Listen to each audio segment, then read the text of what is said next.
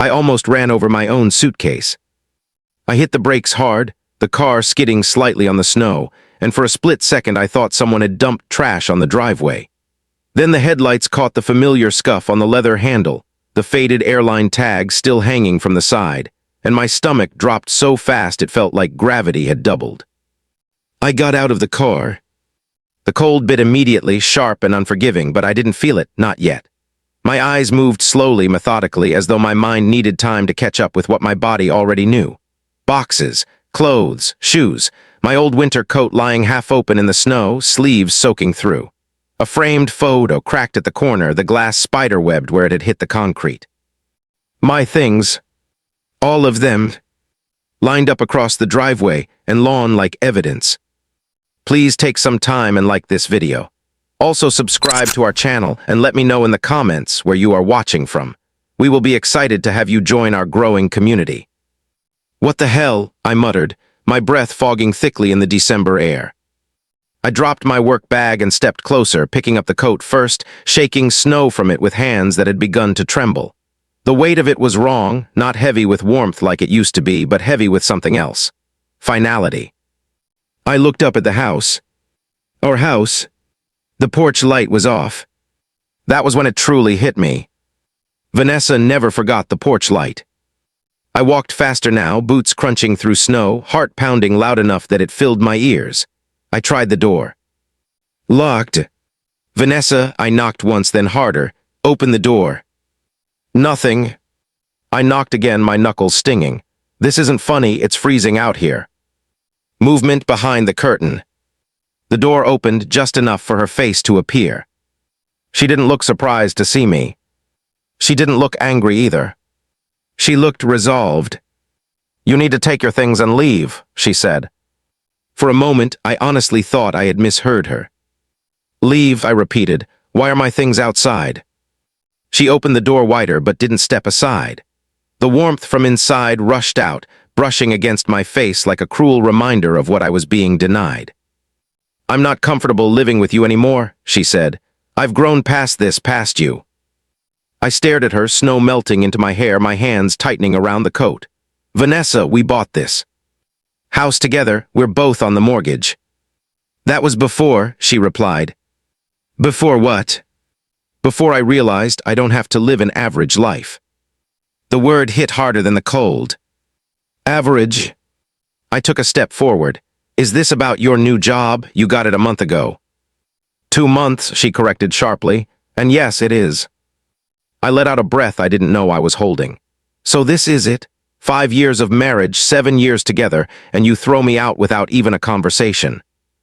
She crossed her arms. I've already had the conversation, you just weren't part of it. Something in her tone made my chest tighten. Where am I supposed to go? I asked. That's not my problem anymore. The words barely left her mouth before headlights flashed at the end of the street. Red and blue. I turned back to her slowly. Why are the police here? Her jaw set. I reported you. The world tilted. For what? I asked quietly. For threatening me, she said, her voice flat, rehearsed. I was afraid for my safety.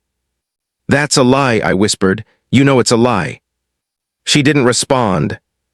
The officers stepped out, boots crunching through snow, hands resting casually on their belts. One of them glanced at my belongings scattered across the lawn, then at Vanessa standing safely inside the doorway.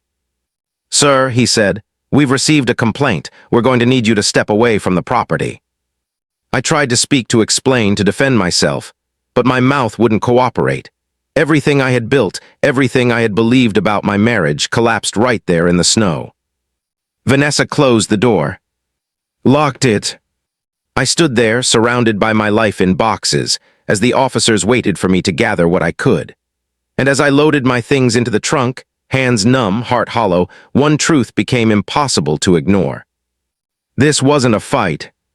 This was an eviction. And the woman I had loved since college had already decided that I no longer belonged in the life we built together. That night, as I drove away from the house still paying for me, I didn't know it yet, but this was the moment everything began. Before the house, before the mortgage, before the police lights, and the snow, and my name written on a false report. There was a library.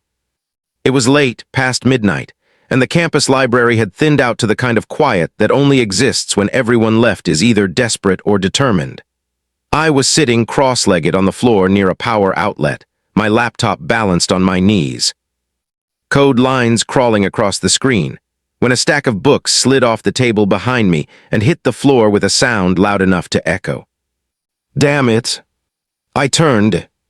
She was kneeling, hair falling forward, one hand braced on the floor, the other reaching for a textbook thick enough to double as a weapon.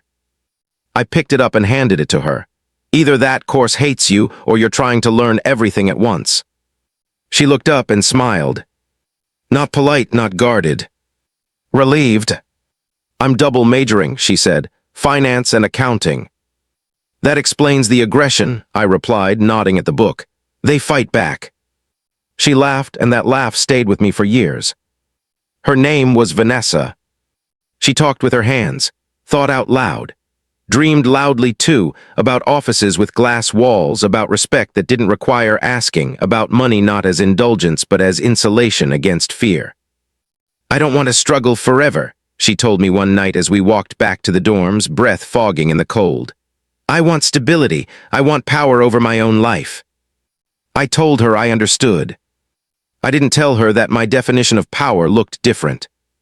I grew up watching my mother work herself into the ground for people who never learned her name. Freedom, to me, meant building something that couldn't be taken away. I'm studying computer science, I said. Not because I love machines, but because machines don't lie. If something breaks, you fix it. No politics. She liked that. She said I made things sound simple. We started studying together. Then eating together. Then staying up too late, talking about everything and nothing, sharing food because neither of us could afford separate meals. One night, as we sat on the steps outside the library, she asked, "What do you want to be in 5 years?" I thought about it for a long moment before answering. Someone who doesn't panic when the future shows up. She tilted her head. That's not very ambitious. It's honest. She nodded slowly. I like that about you. When her classes got harder, I picked up extra freelance work, coding small projects for clients who paid late and argued over invoices. When she panicked before exams, I stayed up with her, quizzing her until sunrise, making terrible jokes just to keep her breathing steady. When she didn't get an internship she wanted, she cried in my arms and said, "Maybe I'm not cut out for this." I told her, "You're already doing what most people are afraid to start." She believed me. After graduation, life didn't ease up. She struggled to get hired. Interview after interview ended with polite smiles and "we'll get back to you." I landed an entry-level tech role that barely covered rent, but I took it anyway. "You don't have to carry this alone," she said. "I know," I replied, "but I can." So I did. I paid more than my share of the bills, covered groceries when she couldn't, drove her to interviews, waited in the car so she wouldn't have to ride public transport in heels. When she finally got her first job, she hugged me so tightly I thought she might crack a rib. "I wouldn't have made it without you," she said. I believed that meant something permanent. We got married quietly. Nothing extravagant. Just a small ceremony, borrowed chairs, a borrowed sound system, promises spoken without witnesses except those who truly mattered. When we signed the mortgage years later, standing in that real estate office with sweaty palms and tired smiles, she squeezed my hand and whispered, "We're building something real." I nodded. I thought she meant us. Back then there were no warning signs. No distance. No contempt. No cracks in the foundation. Everything felt earned, shared, honest. That's why the snow-covered driveway hurt the way it did. Because betrayal doesn't always come from conflict. Sometimes it comes from success. Marriage didn't change us overnight. It changed the rhythm. Mornings became quieter, more efficient. One of us always woke first, usually me, and brewed coffee while the other lingered in bed, pretending sleep was still possible. We learned each other's silences, the difference between a bad day and a day that just needed patience. Vanessa liked structure. Color-coded calendars, written goals taped inside drawers, Alarm reminders for everything from meetings to water intake. She said it helped her feel in control. I admired that. I liked building things that didn't exist yet. Systems, ideas, software that worked quietly in the background. I took contracts at night after my day job, my laptop glowing at the kitchen table while she reviewed spreadsheets across from me.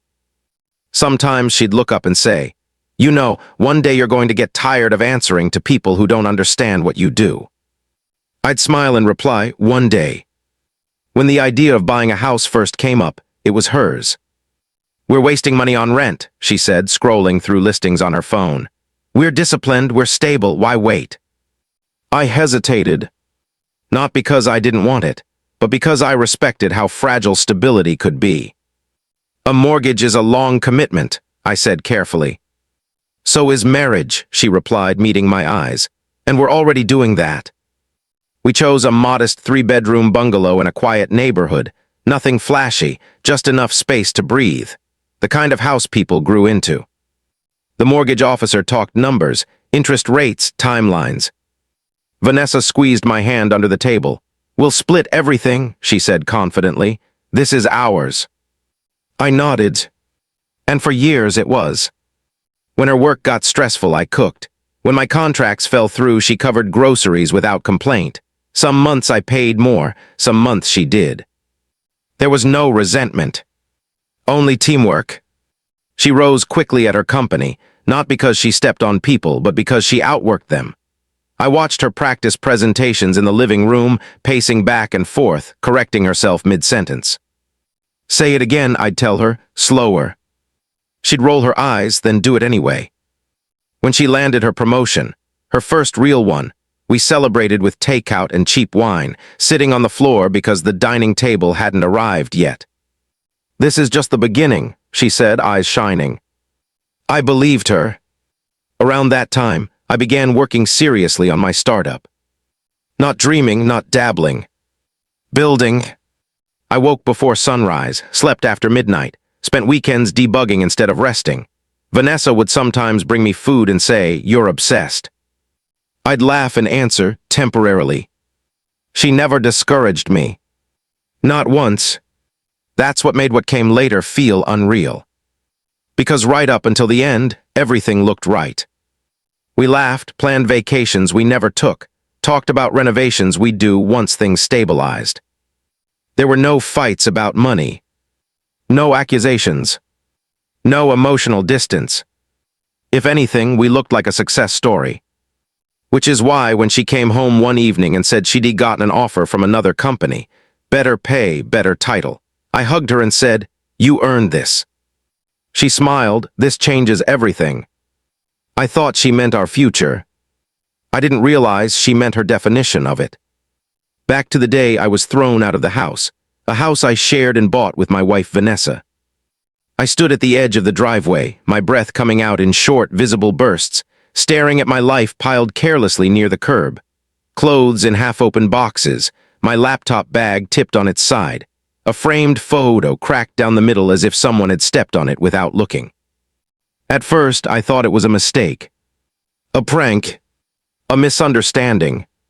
Something that could be explained once I got inside. I reached for my phone and called Vanessa. It rang, then went to voicemail. I walked up the porch steps and tried my key. It didn't turn. I knocked. Nothing. Then I noticed the police car at the end of the street. It wasn't parked casually, it was angled alert. The officer approached me before I could reach the door again. "Sir," he said, his voice firm but practiced, "I need you to step away from the property." "This is my house," I replied automatically. "There's been some kind of mistake."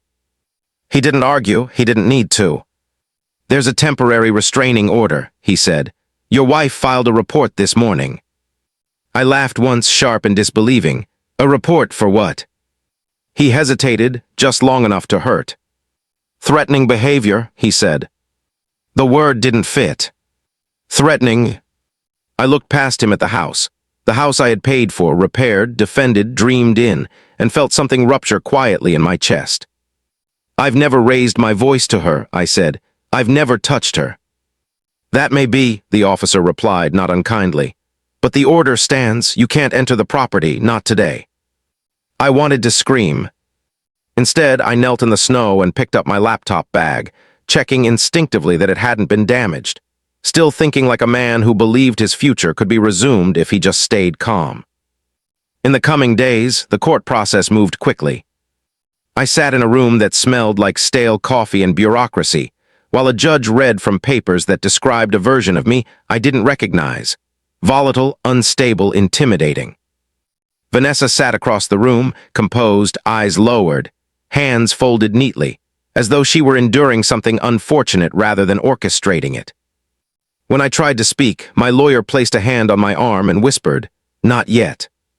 When Vanessa spoke, her voice trembled in exactly the right places. "I didn't feel safe," she said. "I tried to make it work, but I became afraid." Afraid.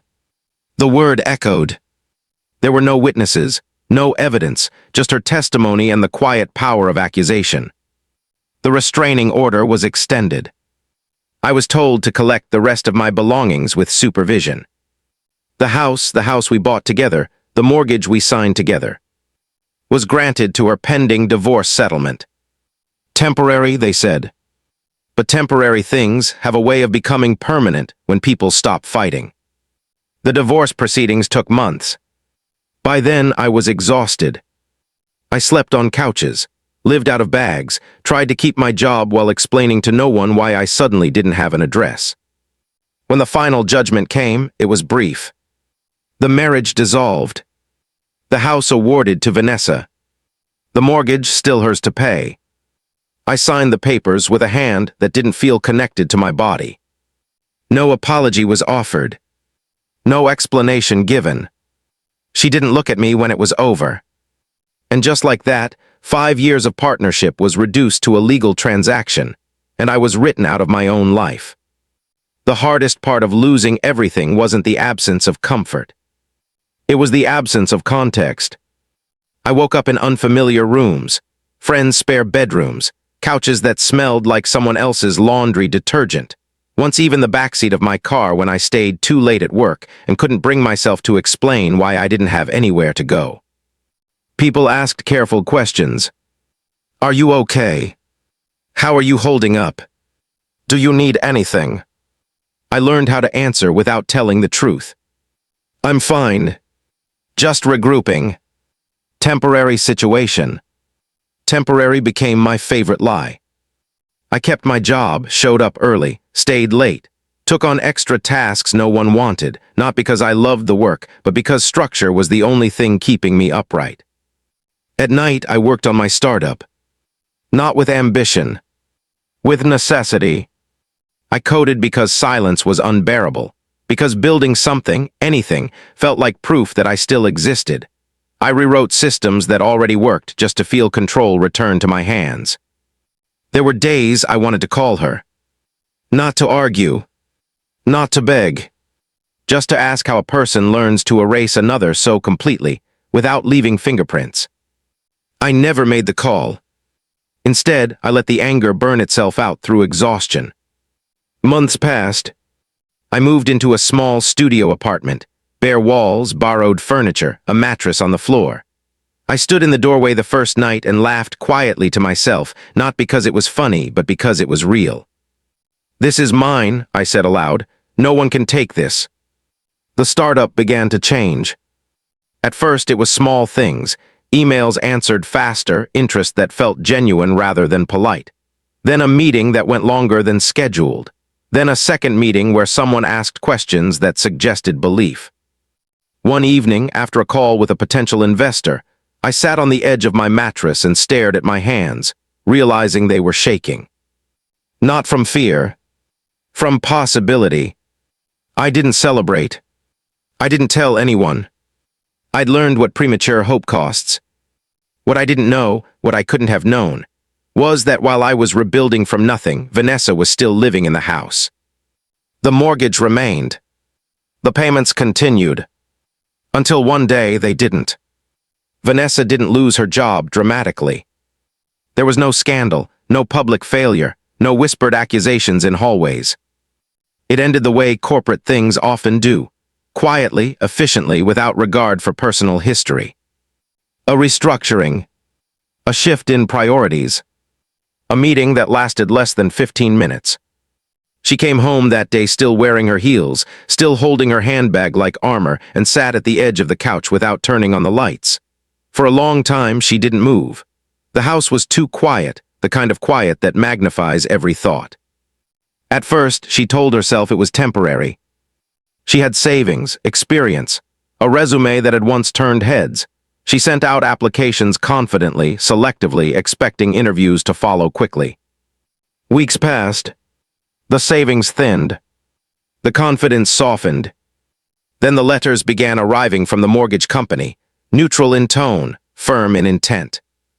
Past due. Reminders. Final notice. She paid what she could, when she could, juggling numbers late at night at the same dining table where she had once told me she had outgrown me. Only now, there was no one across from her to steady the math, to say, "We'll figure it out." When the foreclosure notice arrived, it wasn't delivered with drama. It was an envelope. Thin, official, unforgiving. She sat at the kitchen counter holding it, rereading the same paragraph until the words lost meaning. The house she fought to keep, the house she said she needed without me, was no longer hers to protect.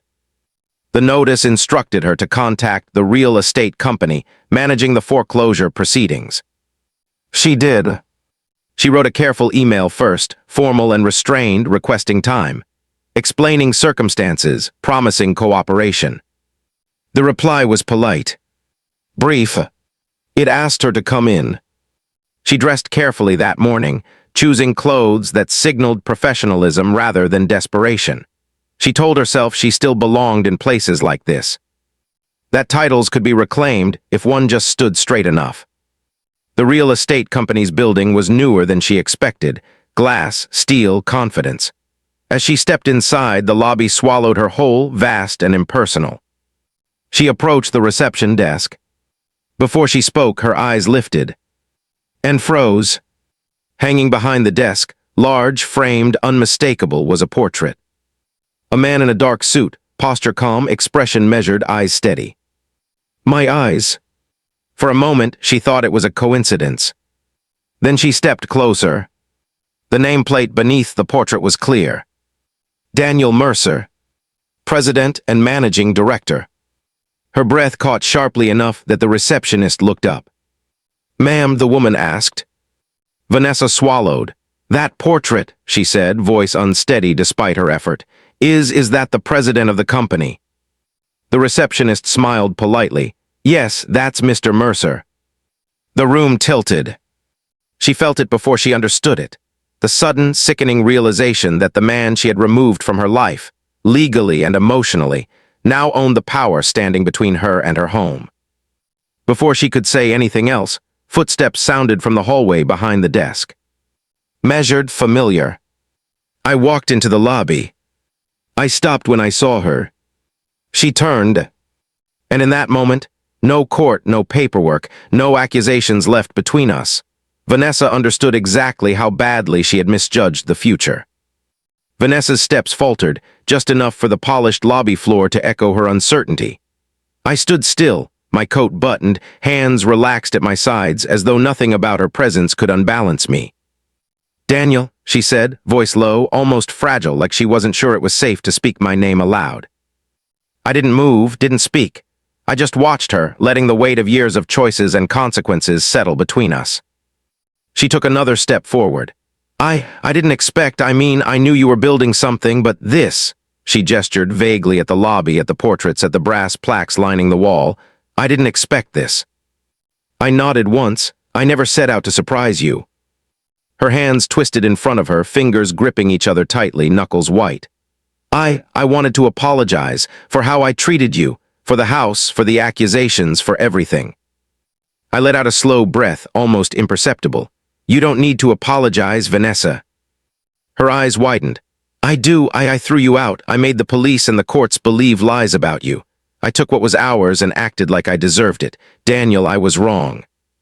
I shook my head lightly, a small, measured smile on my lips. You were wrong, yes, but what you did, it forced me to find out who I really am, to choose who I wanted to become. She blinked as if she hadn't expected that. You're saying it doesn't matter. I let the words hang in the air for a moment before replying. It doesn't matter in the way you think. Losing the house, losing our marriage, it hurt. It was supposed to. But it also gave me clarity. It gave me focus. I've enjoyed life since then, not in spite of it, but because of it. Her hands fell to her sides. She swallowed. And me, you don't resent me. I looked past her briefly toward the offices beyond the lobby, then back to her face. Resentment is heavy. I didn't carry it. I built instead. I created.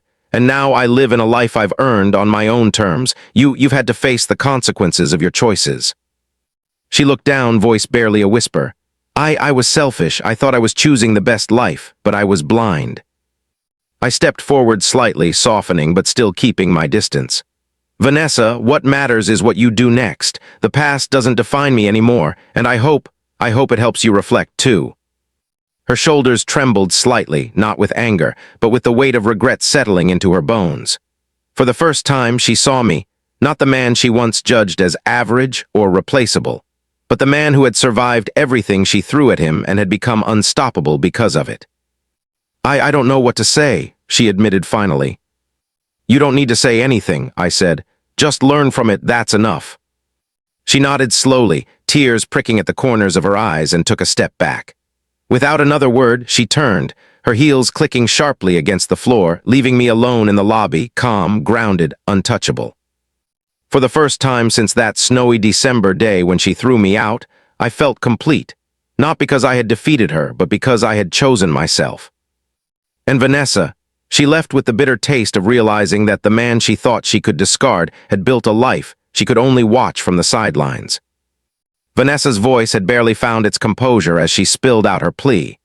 Each word trembled with urgency, with regret, with the realization of just how completely she had misjudged me. I know I was wrong, she said, swallowing hard. Please, Daniel, just give me a little more time. I'll get another job. I'll continue the payments. I swear I will. I need this chance. I studied her quietly, my eyes scanning the woman who had once been my wife, the woman who had thrown me out in the middle of winter, who had accused me falsely, who had taken the house and walked away. But the anger I had once felt had transformed. It wasn't gone, but it had been replaced by clarity. I'll give you your extension, I said, finally calm, precise. Not because I owe you anything, not because I care about the house itself, but because fairness still exists and the law allows it. Her hands trembled. Relief softened her features, but her eyes were still wide with disbelief. She hadn't expected mercy.